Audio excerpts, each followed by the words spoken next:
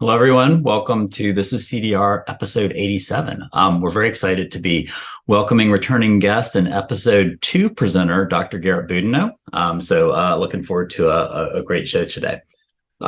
This is CDR is an online event series presented by OpenAir to explore a range of carbon removal solutions currently being researched, developed, and deployed, and to contextualize them for policy proposals. OpenAir is working to advance really at every level of government here in the U.S., as well as in national and subnational jurisdictions globally. If you haven't done so already, please say hello in the Zoom chat and introduce yourself and where you're zooming in from and if you'd like, your affiliation, and make sure you're directing those messages to everyone and not just host and panelists so everyone can see you.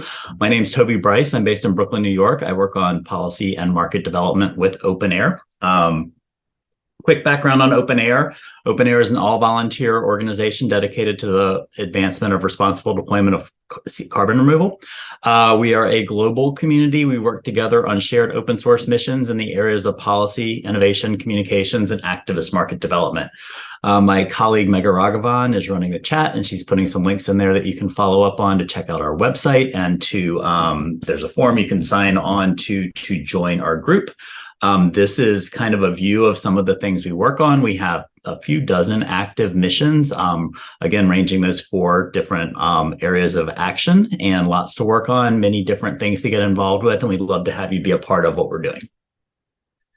Before we get started, as always, we want to do a quick definition of our terms here. This is a definition of CDR from a great resource called the CDR Primer. It's essentially the same definition that the IPCC uses: purposeful human activity to remove CO2 from the atmosphere and durably store it in geological, terrestrial, or ocean reservoirs or in long-lived products. There are 2 really important points to make whenever you talk about carbon removal. Number 1 is to disambiguate it from quote-unquote carbon capture, or CCS, which typically refers to the capture of CO2 from an emission source post-combustion.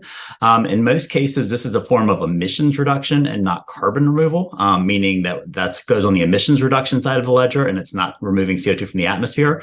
With the exception of biogenic CO2 that's emitted, that is carbon removal, a process called BECCS that we had on the program a couple weeks ago with Stockholm Exergy. There's a link in the chat that is from CarbFix that really does a great job of differentiating between CCS and CO2, and also breaking down CCS into the different types of emission that we're talking about. Number 2, and perhaps more importantly, it's really important to disclaim up front that carbon removal is in no way, shape, or form any sort of substitute for rapid decarbonization of the global economy, near complete reduction of greenhouse gas emissions. That's going to be 90+% of our climate work. It should be 95 or more percent of our efforts right now. We have to reduce emissions. If we do not rapidly and almost completely reduce emissions, carbon removal is not going to have really any purpose, because there will be we'll be continuing to emit too much greenhouse gases, and the global climate will continue to warm. The purpose of carbon removal is for sort of the last mile of our mitigation. It's to neutralize the emissions that we cannot eliminate in a climate relevant timeframe. And then in the second half of the century, and that's going to be gigatons. We don't know exactly how many gigatons, but a couple to several gigatons per year by mid-century, which is a massive volume. And then in the second half of the century, we've emitted over 2 trillion tons of CO2 in the atmosphere. We've already seen that our climate is unsafe. And so in the second half of the century, after we've hopefully reached net zero, we're going to need to use CDR to start removing some of that, the waste management, getting some of that CO2 out of the atmosphere so we can restore our climate to a healthier, safer state. All that said, we're currently at tens of kilotons in terms of annual scale of carbon removal. So we have a lot of work to do between now and 2050. So that's why we're here. We can't take our eye off the ball of emissions reduction, but we also need in parallel to be working on carbon removal. And that's what OpenAir is all about. And that's one of the things that we really try to explore on this program. Megha is going to come on now and introduce herself, and then talk a little bit about run of show and present today's speaker. Hi, everyone. I'm Megha. I'm an OpenAir member in London, and I work on policy and market development as well.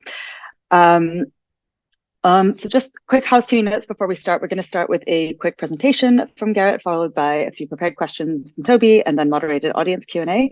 So please type any questions that you have into the Q&A box in Zoom. Make sure it's not the chat box, because if you put it in the right box, it'll just help us get to all of them and organize it a bit better. We are also recording the event, and we'll post the video link to OpenAir's website and to our YouTube channel. We'll also be sending it out to all of you if you registered.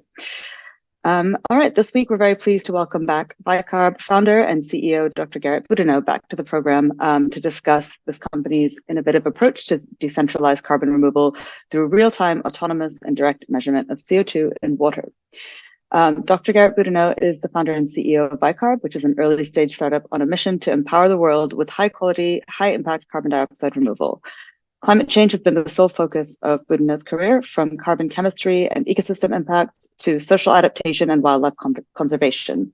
He earned his Ph.D. at the University of Colorado, holds dual bachelor degrees in humanities and environmental geosciences from the College of Charleston, and served as a research associate at Cornell University. He also serves on the New York State Climate Impact Assessment and the ClimateMusic Project. So Garrett, whenever you're ready, over to you. Thanks so much, Toby, Mega. Really appreciate the introduction. Let's see. Yeah, so it is great to be back. Long time listener, third time caller. It's been so cool to see since my first time on This Is CDR over 2 years ago, how the CDR industry and thus the This Is CDR program has grown. I've seen since that first presentation how much of a resource this has been for the community. So really pleased to be able to contribute again. But it's also been cool to see how the program has morphed from initially just the kind of in the weeds science of CDR to really involving the whole ecosystem that is required to support what this CDR needs to be. So we've seen policy, we've seen issues of kind of supply chain and deployment, and community engagement and education recently. And I think what has come up throughout the series and certainly around the whole market is how important measurement is in that ecosystem as well. And so as you can see, that's what we're going to be talking about today is measurement. And that's certainly been a focus of mine since day one, thinking about the science. And so I'm excited to get more in the weeds on how that passion for measuring CDR has manifested most recently. To provide some context, again, connect the dots from a couple years ago. When I first presented, I was a research associate at Cornell studying enhanced weathering. And so that first This Is CDR appearance was all on enhanced weathering in agricultural soils. And you might remember, if you saw that, I gave a real deep dive into the chemistry and earth system context for things like enhanced weathering, which, as I described back then, and I think kind of holds, is the application of what we call alkalinity, elements like magnesium or calcium, to reservoirs of carbon dioxide to convert that carbon dioxide into bicarbonate and carbonate. And that's while I was talking about that from an enhanced weathering perspective, where that reservoir of carbon dioxide is soils and soil water, really that applies for a wide range of carbon dioxide removal and storage approaches. Things like ocean alkalinity enhancement that we'll talk about today, things like subsurface mineralization, a number of utilization, even some emerging DAC approaches leverage this inorganic carbon cycle chemistry using alkalinity. And one of the things that I highlighted towards the end, again, focused on enhanced weathering, were all the uncertainties, all of the complications that go into this type of approach or this type of intervention. And some of the remaining questions I highlighted back then, two and a half years ago, that I think still hold pretty well, are questions about maximum or optimized rates of this reaction, but then how we apply measurement tools, verification tools, and reporting tools to actually get these things to scale. So that's, again, what we're going to be talking about a lot today. In reviewing that talk a few years ago, it was funny to see my last slide ended with what at the time I thought was a pretty like milquetoast academic stance on this, which maybe in hindsight was kind of a hot take, which is, you know, for a lot of these things, I said, 2 years ago, we really need continued research and optimization before we deploy. And that's funny to me now because just a few months after this, we saw an explosion of deployment of enhanced rock weathering, specifically in the market. And so what I realized shortly after this is, well, we definitely need more research and optimization into how to do a wide range of CDR. We also need tools that can and approaches that can keep up with the rate of market and deployment and all of those things because of just how rapidly this field is changing. One of those approaches I've been happy to take is work that came directly out of that first This Is CDR appearance, and that's a collaboration that I have with OpenAir, funded by an organization called Drawdown, which is actually funding from a lot of individuals to stimulate research and data generation in that enhanced rock weathering field. That's called Carbon Gardener. So there's a separate This Is CDR with Drawdown. If you're one of the folks watching who contributed to that project, thank you. If you're one of the folks watching who is one of the over a dozen groups that is part of our first cohort in that citizen science approach, community science approach to generating new data, thank you. That's really exciting. That's just kind of getting off the ground. But again, that was just one avenue I was happy to take towards generating more data. And what we're going to talk about today is the stronger focus of mine over particularly the past year to address this measurement problem for CDR in a way that can keep up with and hopefully push the industry in the right direction. And that's Vycarb. So we're going to spend probably the next 15, 20 minutes really getting into the weeds on this. And I'm looking forward to a good discussion on the back end.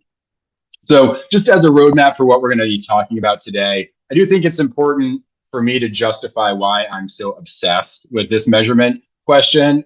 We talk about measurement a lot in CDR, but there's actually a lot of different reasons and advantages that come from better measurement that I'm going to describe. I'm going to spend some time then contextualizing why, at least from my perspective, measuring CDR has been so hard, why it's something we're still talking about 2.5 years into something like This Is CDR. I'm going to paint a picture for what I think CDR needs for better measurement. And then I'm going to conclude with talking about how we're trying to achieve that at Vycarb.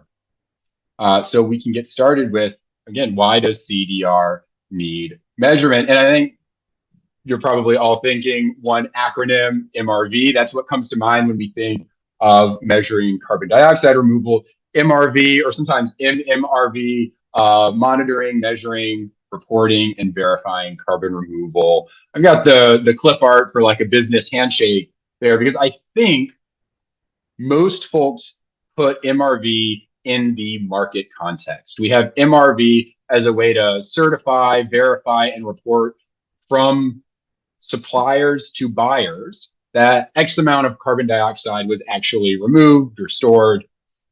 And certainly we need more of that. We're hearing from buyers that the more certainty that they can have in exactly how much CO2 was removed and stored is critical for them to avoid greenwashing, for them to have more confidence in more offtakes, all of these things. But I actually think there are other reasons we need better measurement in CDR.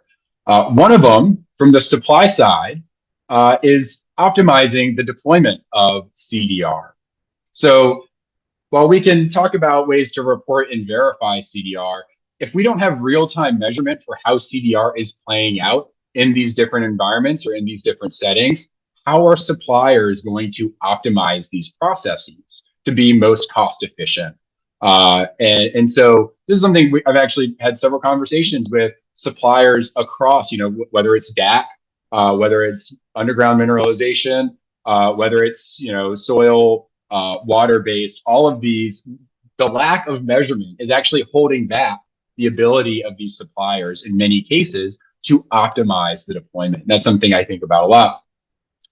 But also, I think measurement is really critical to achieving and improving social license for carbon dioxide removal. We are in a select, at least I'm assuming most of us here, are in a select group of folks who have kind of drinking the Kool-Aid on, as Toby said, the need for CDR to achieve our climate goals. But there's a lot of folks who hear about intervening in the global carbon cycle and think, well, we've done that through combustion of fossil fuels, and that's not worked out very well. Or folks who think about the potential for unintended consequences from intervening in any Earth system process and think, if we're not going to trust what someone says or what some model says might or could happen. We really want to see data and know exactly what the impacts are so that we can monitor it as a community, whether that be local or global. And I think actually where that rubber meets the road, or at least one avenue of that, is in permitting. What we've seen is permitting agencies are really the ones who want to see data, right? And it's not in their mandate to choose favorites, and having data to justify that a project can be done in a way that's safe and effective. And then B, as that project is being deployed, ensure that it's being done safe and effectively is really critical. And so, I mean, why does CDR need measurement? You're going to hear me use these two words over and over again for the spectrum of safety and efficacy. For dramatic effect, I put efficacy first and safety last, but there's a reason when we talk about technologies and processes, we say, is it safe and effective? Those two are absolutely critical. And I think measurement is necessary for both of those. And so then the question becomes, well, why aren't we measuring it? And that kind of leads us to into a segue to our next chapter. So again, I talked about alkalinity being driving the inorganic carbon cycle change in enhanced rock weathering, ocean alkalinity enhancement, mineralization, all these. What I wasn't maybe explicit about is that carbon reservoir, whether it's in the soil medium or in oceans or underground, if it's inorganic carbon cycling using alkalinity, it interacts with water. And actually, this is the answer to why it's so hard to measure CDR across at least these alkalinity conditions, because we can measure CO2 in air just fine. Plenty of NDIR sensors out there for super cheap. You can get them all around. And actually, COVID did a great job at reducing cost and increasing capacity of CO2 sensors. So that's kind of an industry standard that CDR can just benefit from. But measuring dissolved inorganic carbon, CO2, bicarbonate, carbonate, the inputs and outputs of those alkalinity-based CDR processes in water is actually very different. And so now we're gonna spend a minute nerding out on why measuring dissolved inorganic carbon in water is so difficult. And speaking of nerding out, we'll start with the first approach to measure CDR in water, which are traditional laboratory measurements. And that nerd there is a much younger, longer-haired version of me, who spent a lot of my early career making these kinds of measurements of dissolved inorganic carbon in water in a laboratory setting.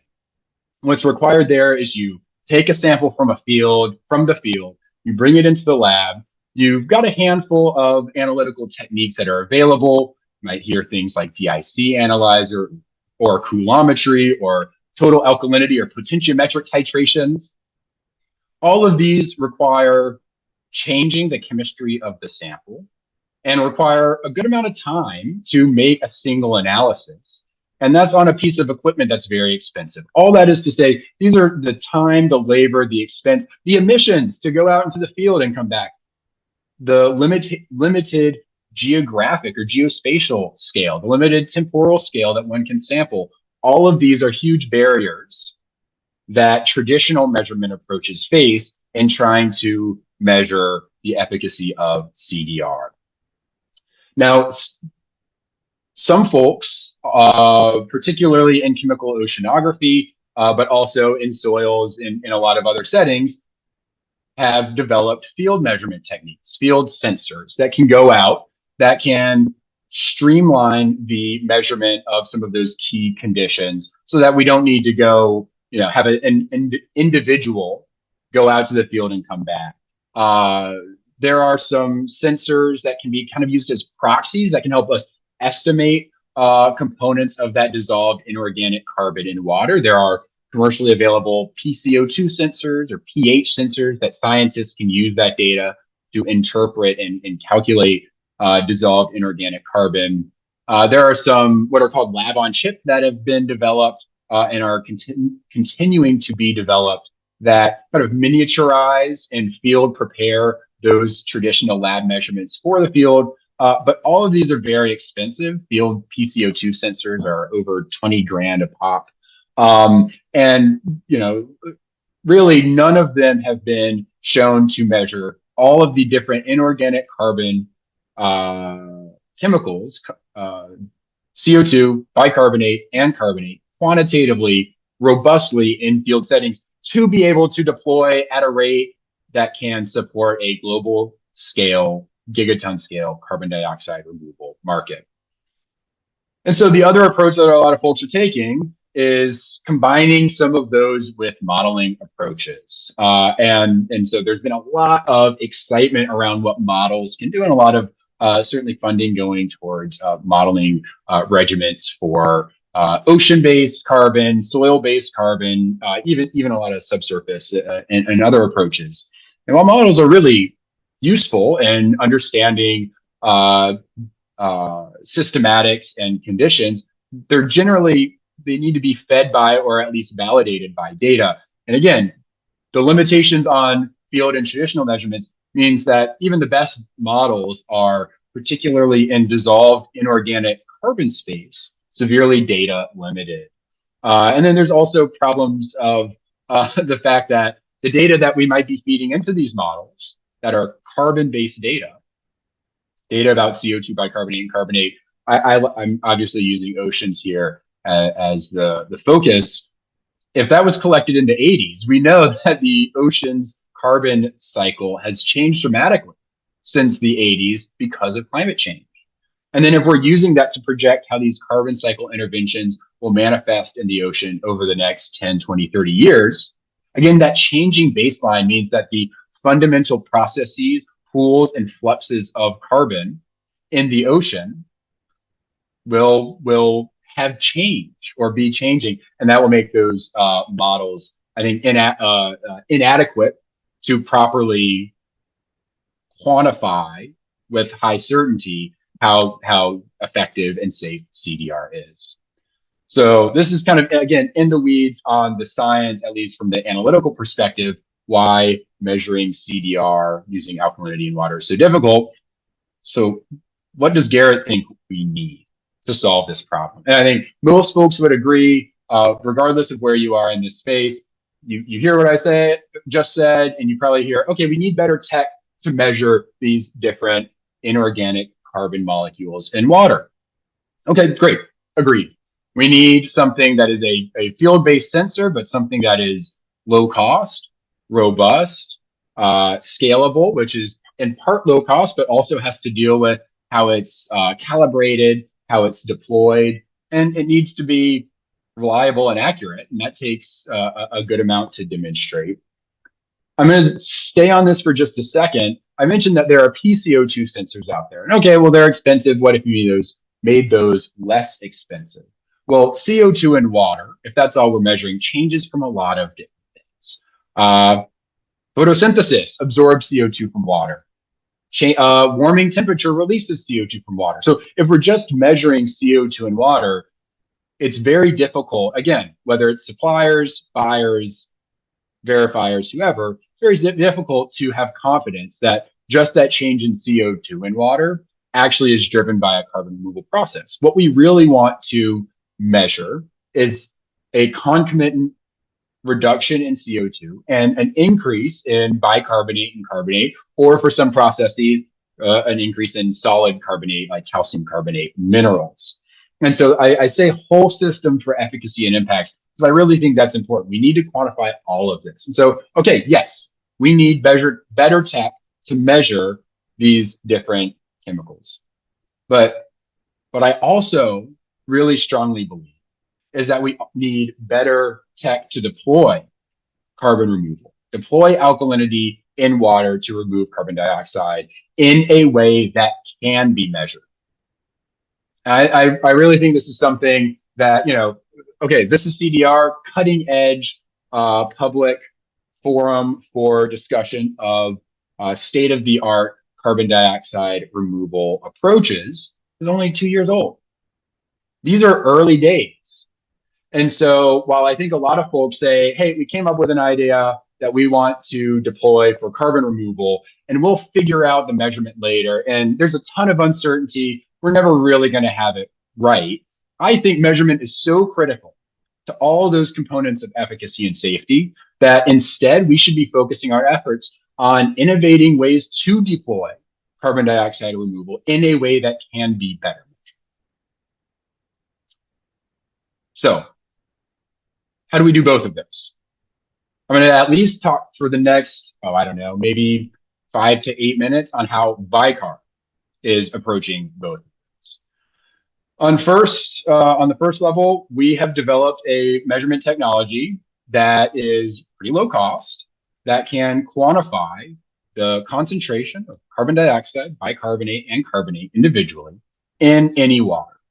I say it's non-destructive because I think that's really important to scaling this kind of measurement the technology, because it doesn't, as I described earlier, a lot of existing tech, analytical tech changes the chemistry of the water, adds acid, for example, to the water so that these components can be measured. What we've developed is a way to measure these without changing the chemistry of the water, which means you can throw it in the ocean, you can throw it in soils, you can throw it wherever, and it can make these measurements without adding something that we don't want to add to the environment.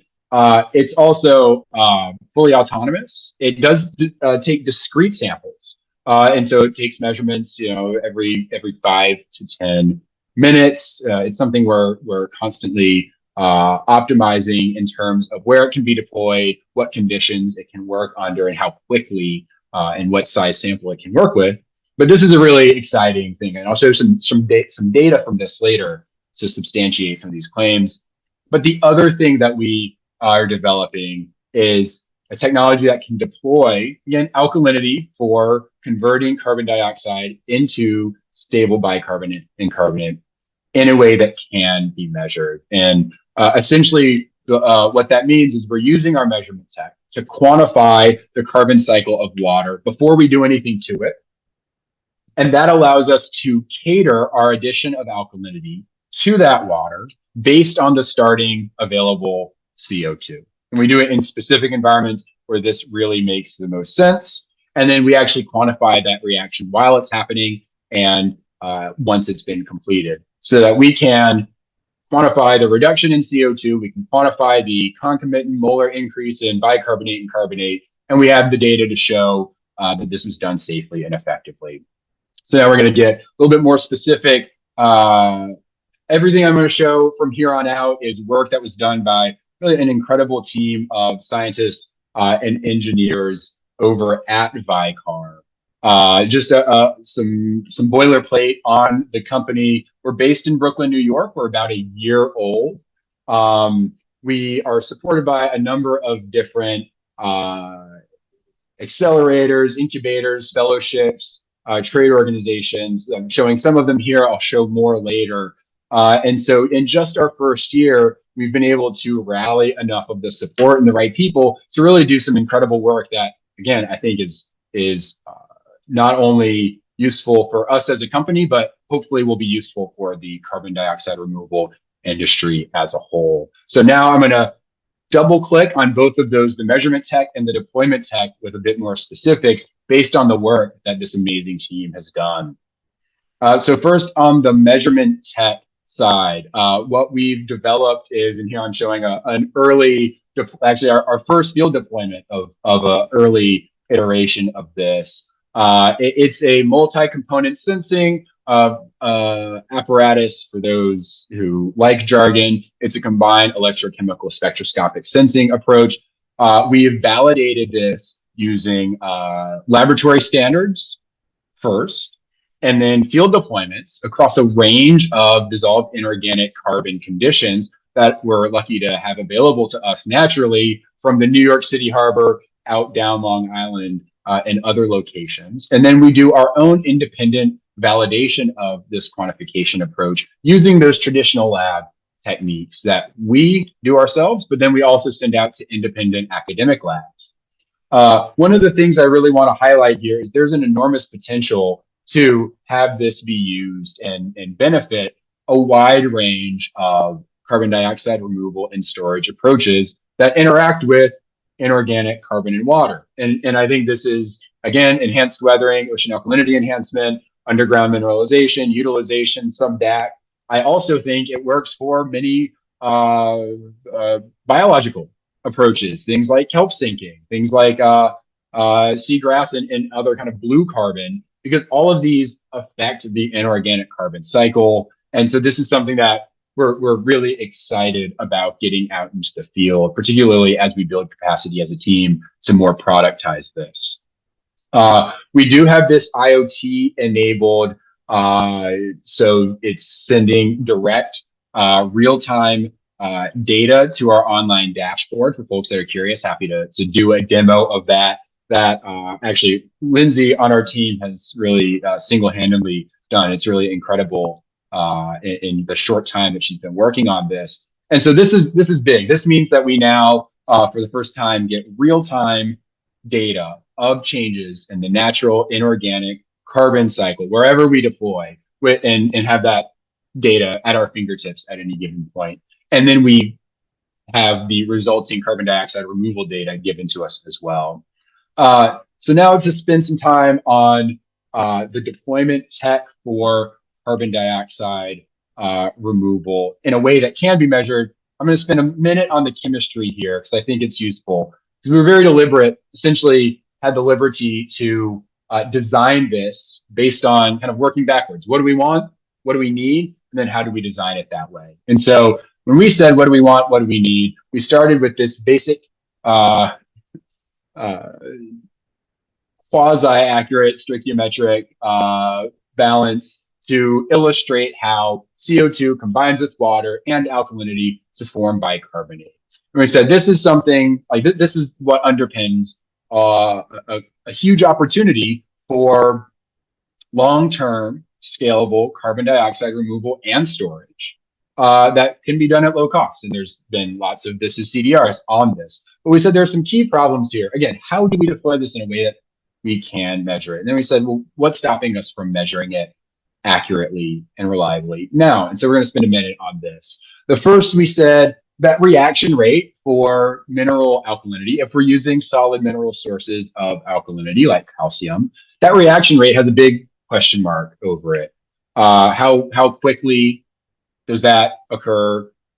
Where does it occur most effectively? All of those things. And I'm showing a schematic here. Like if we think about for ocean-based approaches, if we're putting mineral alkalinity on shoreline or in the water, we want it to dissolve completely and turn to ions of calcium if it's a calcium-based mineral. But I mean, my background is actually in environmental geoscience, and in the geology world, minerals that are deployed in the ocean are called sediment, and they fall and they hit the ground and they're buried. And so how do we measure how much of that is actually dissolved once it's out in something like soils or the ocean? We said another related question around this is, how do we quantify the reaction rate or know the efficacy of CO2 actually interacting with that alkalinity once it's been liberated? Even assuming all that alkalinity is dissolved and stays at the surface, there's still a lot of questions around how long it takes for, again, in the ocean, thinking ocean alkalinity enhancement, how long it takes for that increased alkalinity to increase the absorption of CO2 in the surface of the ocean. And this has been like a big focus of many scientific studies. And just a quick review of some of these, the uptake of CO2 from the atmosphere to surface ocean, even under alkalinity enhancement, can take months to years. The release of calcium from minerals or alkalinity from minerals can actually reduce the generation of or the dissolution of minerals naturally, which is a really interesting problem, thinking about additionality. And then what I'm showing in this schematic is assuming everything's linear. Oceans mix, soil water mixes, all these things are dynamic. And so thinking about transport, even in dissolved solute state, has been shown to reduce the efficacy by half. So this is a huge problem that we wanted to overcome.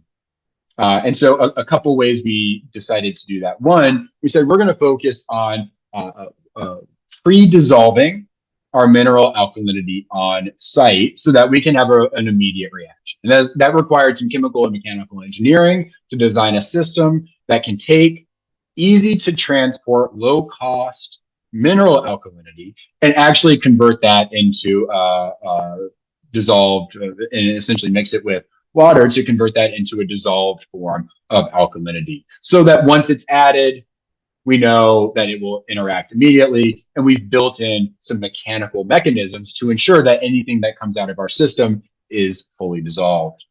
And then to address that second point of CO2 conversion, we said, well, there's actually lots of places around the world where we don't have to wait for CO2 to be absorbed from the atmosphere into the ocean. We can actually focus on waters that already have an excess of CO2, high CO2 waters, as I call them. So I guess people call them. So there are plenty of waters where CO2 is in excess of about 425 parts per million in concentration.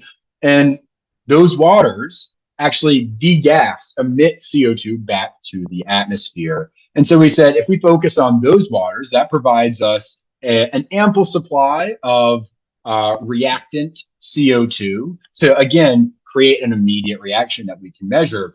And there are lots of these high CO2 waters available. Here's a map from a paper about close to 10 years ago now, showing the global distribution of, this is hypoxic waters, but by definition, hypoxic waters are excess CO2. So lots of waters available, just thinking at this high level, not even looking intercontinental, for driving this kind of reaction. We said, okay, this is great.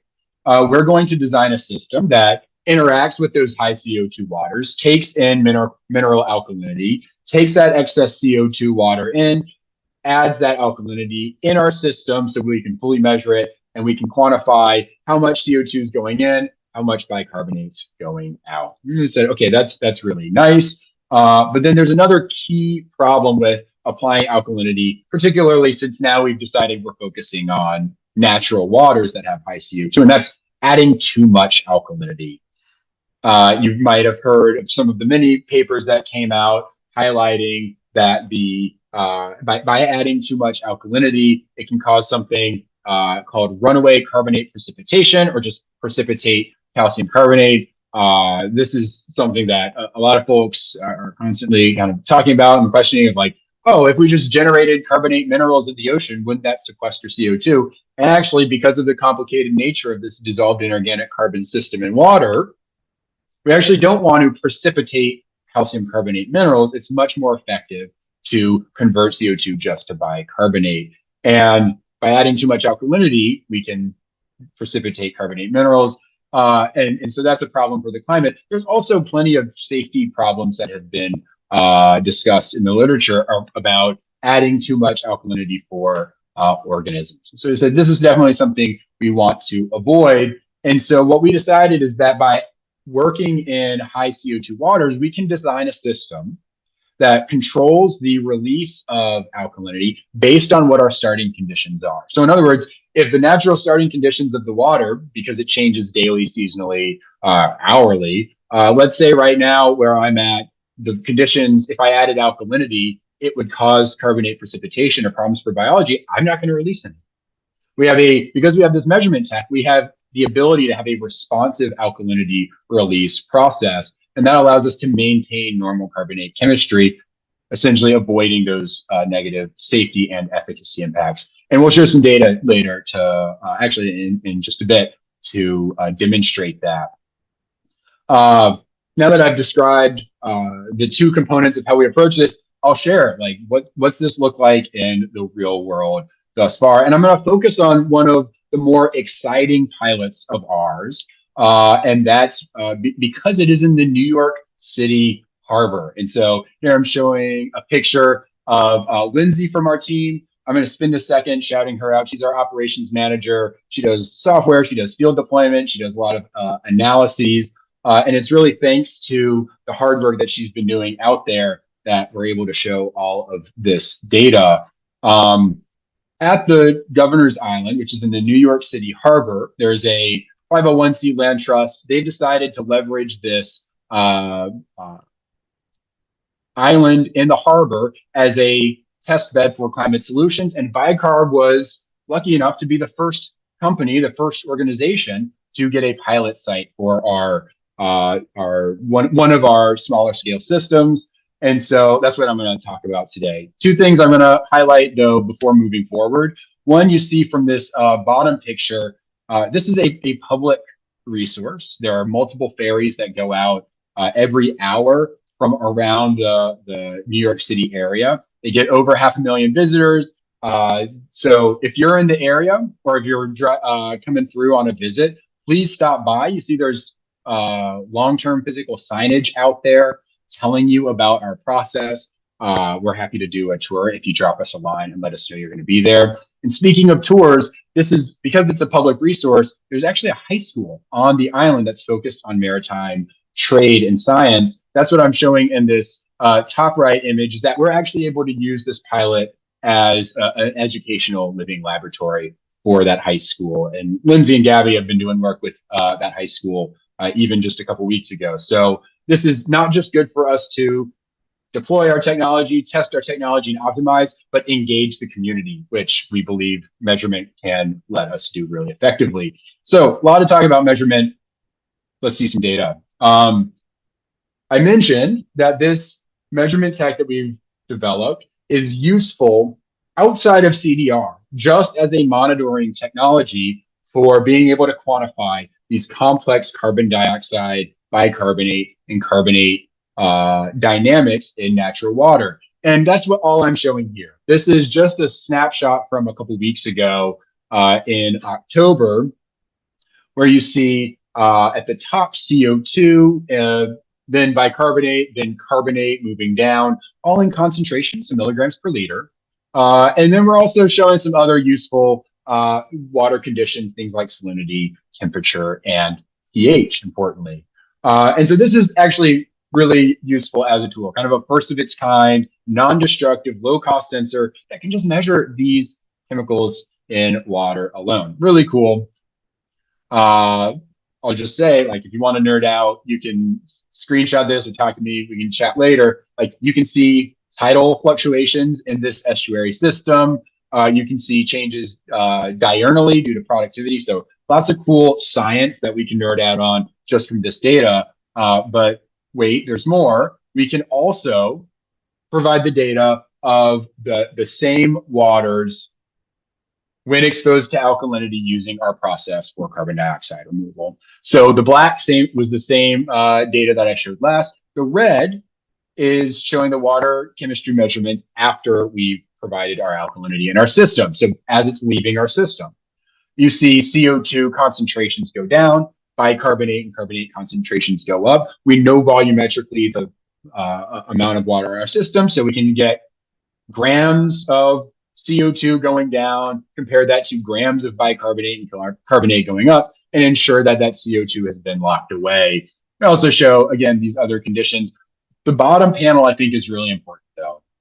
Because these are high CO2 waters, their pH is much lower than, or they're more acidic than, mean ocean. And so what we're able to do by adding alkalinity is raise the pH, and actually we're still well below what mean ocean pH is, which means this is, there are no questions about carbonate saturation and precipitation, but also about biological safety. The final thing I'll share with this data, we're actually getting real-time data throughout all of these. So we can monitor these reactions as they cycle through our system in real time and get a very granular level of data, which allows us to work with permitting agencies and say, here's everything that's happening. We can get alerts if something happens not to plan, but we can also optimize the process because we have this high temporal resolution data. So I've talked a lot about the science. I'll spend just one slide on what we as a company are doing next. What are our next steps? Well, first, I showed a small scale deployment at Governor's Island. That's one of several small scale deployments that we've done. Now our challenge that we're tasked with is demonstrating that we can do this at scale. You might have heard, if you looked up Vycarb on the Google, that we recently closed about 60-ton carbon dioxide removal purchase from Strive, the Frontier folks. That's really exciting for us. I think that's the right amount of, that was a strategic sale volume for us to be able to demonstrate scale here. And so that's something we're actively working on building. That's good incentive for us to deploy at scale now. One of the other things that, again, with our focus on measurement, we want to have dialed in is a good quantitative understanding of the impacts of the changes once that water leaves their system. So you might have flagged earlier when I said, oh, because of the pH, we have certainty that here's the impacts. Well, we can actually work with other folks so that you don't have to trust my word for it. They can take our data and do numerical modeling, additional analyses to make sure that's the case. And so we're going to be able to announce those partnerships very soon. If you haven't already, be sure to like and subscribe to our LinkedIn. That's recently become more active thanks to Greg and other members of our team. We'll announce those new partnerships there very soon. And then finally, the thing that I could spend a whole other hour talking about is our mission, and you heard Mega mention it earlier, to really empower others to deploy high impact, high quality carbon removal. High impact, high quality means measured to me, but empowering others means that we're taking an enabling technology approach. We believe that, again, if we're focused right now on the high CO2 waters, there are lots of high CO2 waters out there, and there's a growing pie of carbon dioxide removal. And we really believe that our best utility in this space is by providing the enabling technology to empower others who interact with those waters to drive high quality, high impact carbon removal. That's municipalities, aquaculture, offshore energy, ports, private docks. This is just the beginning. There's lots of folks who reach out to us and say, we want to deploy this kind of carbon dioxide removal. And our mission at Vycarb is to build those systems to get that out there. So I recognize we've only got like 10 minutes left, but I do welcome any and all the questions y'all have. I appreciate your patience with me here. Thank you, Garrett. That was fantastic. Super informative, as always. One question before we start. Could you stay a few minutes extra so we can ask a few prepared questions and like maybe 10 minutes extra? And if the audience has to go, we understand, but the recording will be up on YouTube. And I think for the recording audience, which actually tends to be much larger, it'd be good to hit a few questions. So audience, please, that we have a couple of really good ones in there already from some of our expert attendees. And I'm going to ask a couple and then we'll switch over to those and we will wrap by 1:10 Eastern. So that was fantastic. Thank you. Number one, whenever I tell any, and as you know, I'm super excited about what you guys are doing at Vycarb. Whenever I talk about Vycarb to other folks, perhaps because I don't explain things well, a common first question is, wait, that's not CDR. Can you explain why adding alkalinity to high CO2 waters is carbon removal, and why it does not require, the air-sea gas exchange to do the carbon removal that what we normally think of as ocean alkalinity enhancement requires? Just briefly. Totally. I think, with the goal of reducing CO2 in the atmosphere because of the interactions of the atmosphere and the ocean, really, I think the goal is to reduce CO2, that greenhouse gas, in the ocean atmosphere system. Maybe the easiest way to explain my thinking here is if we think of some of the CDR approaches that you mentioned on the intro, things like biochar, wood storage, bio oil. These are all taking carbon in a medium that is not CO2, that's not in the atmosphere. It's, again, all those I just gave were biocarbon, and locking it or treating it in a way in which that organic carbon will not be respired into CO2 and go into the atmosphere. So it's cutting off that flux of natural carbon dioxide to the atmosphere. And that's essentially what we're doing here. So these high CO2 waters, that high CO2 comes from biology. That's biogenic CO2 that's produced from the respiration of organic matter. You saw that map was mostly coastline because all that terrestrial organic matter is getting respired quickly there.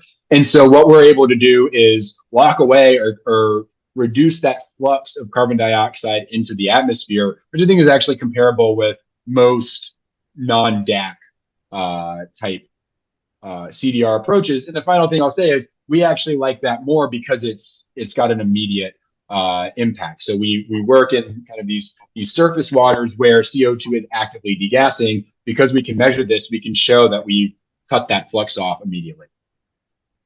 Excellent. Yep, I think that's a really important point. And just to underline the point, that map, I mean, the deployment opportunity, obviously there are deployment issues in coastal areas, but the scale opportunity from the CO2 at this high CO2 water is as much CDR as we could do, basically, right? There's a tremendous volume of biogenic CO2 in our surface waters. Exactly. And I just showed kind of from coastal ocean. If you take that plus other reservoirs like rivers and lakes, just those natural surface waters alone, estimates are 7 to 15 billion tons a year of CO2 that's emitted from those to the atmosphere. So huge opportunity. Switching gears a bit, I want to talk a little bit about modeling versus measurement. I put a link in the chat to a blog post from Di Ellis, who's actually the next presenter on This Is CDR, of his new venture Cascade Climate on December 5th. We're taking a little extended COP and Thanksgiving break. And it's basically about how can we deploy open system CDR approaches that I would argue are probably not directly measurable at scale, but that do have a lot of potential, and you might argue differently. But what I want to ask you is, I absolutely accept the superiority of direct measurement, the opportunity of this sort of closed system approach that you've developed, and Aquatic has a kind of similar approach. They were on a couple of weeks ago. I think that's great. Do you feel like, can modeling have a role in delivery verification of these open system approaches, and at what point? And obviously models need to be informed by direct measurement, but can you talk a little bit about your philosophy there? Are you absolutely no models ever, we have to measure everything? Or when and how can we start employing models to specifically to verify delivery that people are going to pay for with carbon credits? Yeah, so that we think about that all the time. Because certainly modeling plays a huge role in being able to answer a lot of the questions that still remain after that, close to hour-long talk that I just gave. And some of those partnerships that I alluded to that we'll be able to announce shortly are with organizations who are on the modeling side. And so I think for us, because we know that these models need to be fed high-quality data, now that we've generated enough of that data in our pilots, as we think about scaling, we say, okay, now we're ready to work with modeling partners, because we know the quality and kinds of data that we'll be getting, to feed to them so that they can model, particularly, again, these larger scale impacts, right? Best case scenario, we've got, 1 million giant Vycarb systems all over a specific area. We want to make sure that adding all of that alkalinity at scale has the desired impact and safety that we want. So that's one area where I think even the best measured systems will have a measure or a modeling component, just because of the transport of carbon on, in the Earth system. I've got a slide. I'm not gonna show it. It's funny though, because it's a picture of Zoolander, which I always think of with modeling. But I do think the approach of modeling only has, I think, Di and Cascade's kind of open system justification or justification of open systems and modeling is well taken. We have ways to get things out there quickly that maybe we don't need really high confidence of exactly how much CO2 is being removed. And I think enhanced weathering is often used as the example there. If farmers are seeing benefits from adding basalt to fields, and there's a potential that there's some carbon dioxide that's being removed there, I don't think we should not do that. And I think to your point, I think Cascade has made this case well. Like there are serious limitations to a direct measurement framework for something like enhanced weathering at scale.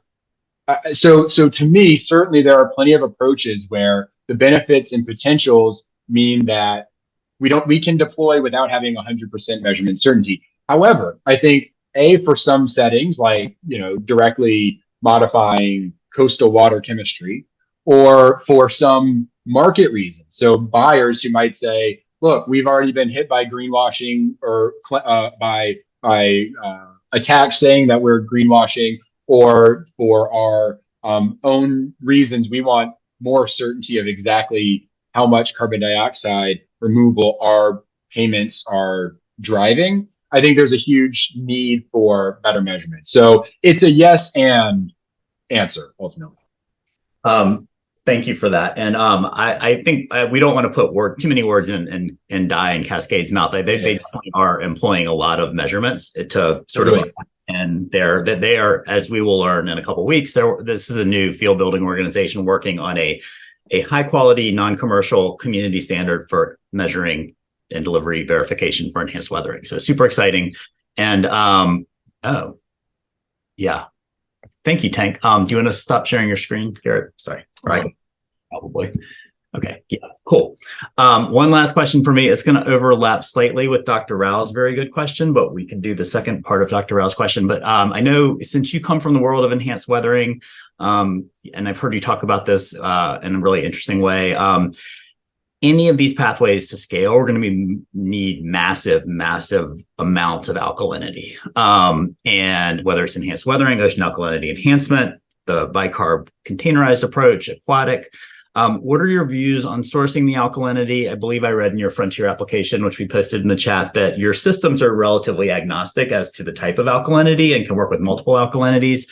But, to get to meaningful climate relevant scale, we're talking about, hundreds of millions of tons that an individual company is going to be moving around at minimum, really, or tens of millions. And so what are your thoughts on sourcing the alkalinity in a sustainable way? How can you get it from point A to point B? Your systems have to be deployed on coasts of some sort, I think. So just talk about that general issue of alkalinity sourcing and how you think about it.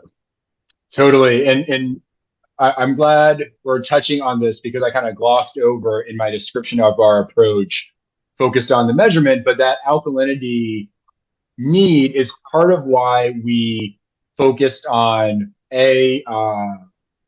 solid alkalinity and being able to valorize solid alkalinity sources in a range of them, because to transport them from source to deployment, it's much more cost effective to do that. But also there's a wide range of solid alkalinity sources out there. Some of them are waste product from mining industry. Some of them are just direct from mining industry. Some of them are waste product that's later valorized from chemical industries. There's lots out there. I also know, just and some of the folks in the chat here work for companies who really their IP and focus is on developing or generating more alkalinity from things like seawater and mine waste that is able to be used. And so we said, since our alkalinity release is driven by measurement, that actually enables us to be able to use a wide range of alkalinity sources, because we don't need to know what's the specific, weight percent of alkalinity or what's the specific material. The internal release of that pre-dissolved alkalinity is going to continue until we reach our endpoint in terms of carbon dioxide reduction, bicarbonate and carbonate generation, and pH. So that actually enables us to be, and you alluded to this, I love the acronym alkalinity agnostic, which really we're not totally agnostic. We don't want to add, things that have toxic trace metals. So maybe feedstock flexible is a better one. And the final thing I'll say is, or I guess two other things. One, co-locating with some of these materials is critical. So we're working with mining agencies or organizations as just chemical production companies who are sitting on large volumes of this and see CDR as an opportunity to turn their traditionally extractive industry into something that has a lot of benefit. And then finally, again, I know there's a lot of folks in a whole emerging ecosystem around developing and deploying cleaner alkalinity sources. And so that's also really exciting for us. And we see that the growth of that as supportive of and in tandem with our growth. That as we're deploying, best case scenario, we're using all of the available existing alkalinity sources. There will be, we know then in that ideal future, lots of other types of low carbon, high volume, low cost alkalinity sources available out there for us. Thank you. And just to underscore the challenge, I wasn't initially clear on this, but if you're using, I think you're using, is it calcium carbonate? And is it a 5-to-1 ratio of the amount of calcium carbonate you need to net CDR, or is it's a multiple? It's lower than that. So yeah, we've tested 7 different materials across our different pilots: the oxides, the hydroxides, the carbonates, and even silicates. For the Stripe purchase, we proposed calcium carbonate because we've got a source that has a low carbon footprint that's close enough to us to not have a lot of input emissions there. It's affordable, but to your point, that ratio is about 2.5 tons of calcium carbonate for 1 ton, assuming maximum efficacy. And so this is a huge part of our techno-economic analysis optimization, is thinking about where we can deploy with low cost, but also high efficacy materials. Got it. All right. Lots more questions for me, but let's Mega, if you can come on, let's do a few audience questions. Thank you, Garrett. Yeah, sure. So just, I guess, to pick up on, Dr. Rao's question that Toby mentioned. So the question is, if you're generating undersaturated CO2 discharge, how is the subsequent CO2 uptake in the river or the ocean actually measured? Love that question. Right now, we're not measuring that. We're saying there's enough uncertainty of whether or not that body of water or that volume of water that we release actually stays at the surface, that I'm going to assume, worst case scenario, since we can't control that, I'm going to assume it all sinks and dissipates and doesn't actually absorb more CO2. With the hope that best case scenario, we're actually removing more CO2 than we quantify. I'm okay with that, and I'd rather make the assumption in that direction than assuming we're removing more than we actually are. I think final thing I'll say, part of why we are starting to work now with these modeling organizations for that larger kind of ex situ, ones that leaves our system impacts, is to better answer that question. Okay, got it. And someone asked, is it possible to put this instrument on a ship and do the measurements and things from there? I know you talked about coast, but yeah, I'm always interested in that. Totally. And that's certainly in our product roadmap and something we've thought a lot. It's like, at what point do we have this on a floating system that we can send out? And so, yes, that's 100% in our plan. Okay, got it.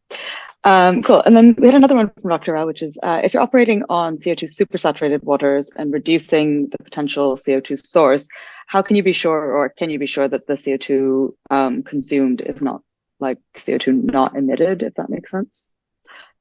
Yeah, I get that. And that's a good question, right? So if we're saying, like, I guess the assumption there would be, that's predicated on saying, okay, well, if these high CO2 waters are there, maybe not all of that excess CO2 is going to degas.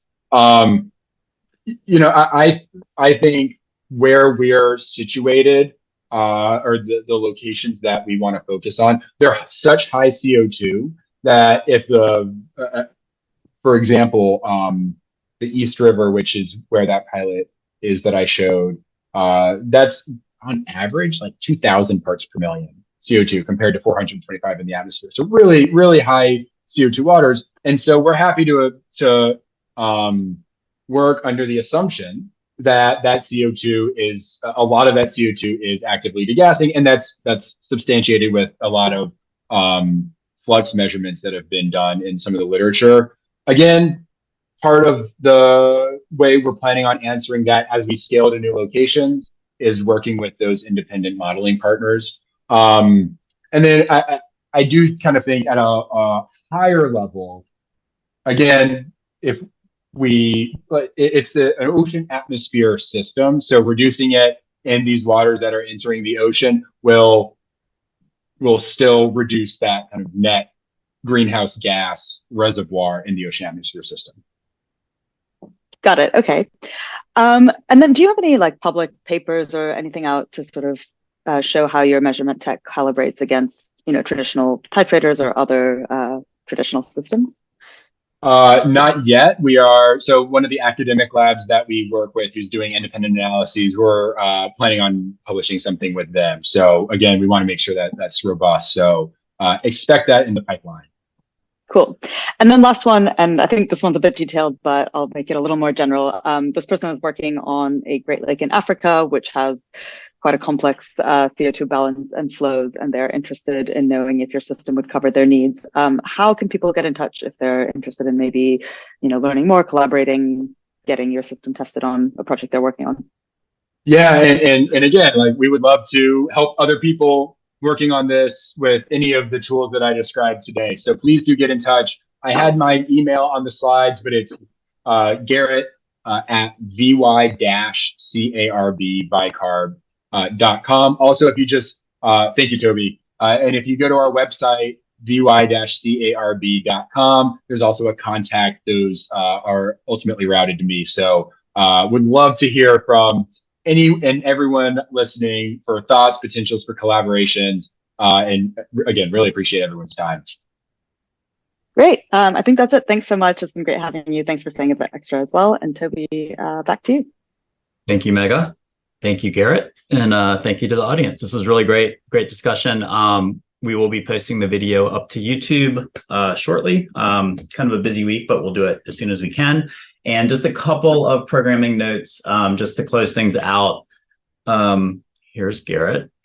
Number one, I just put a link dump in the chat, but number one, we have a program tomorrow. It's with our partners, Four Corners Carbon Coalition, catalyzing community CDR in the Hudson Valley with an eye toward creating a local government CDR procurement program like we've done in the Southwest here in New York in our beautiful upstate Hudson Valley. So I'll link to that in the chat.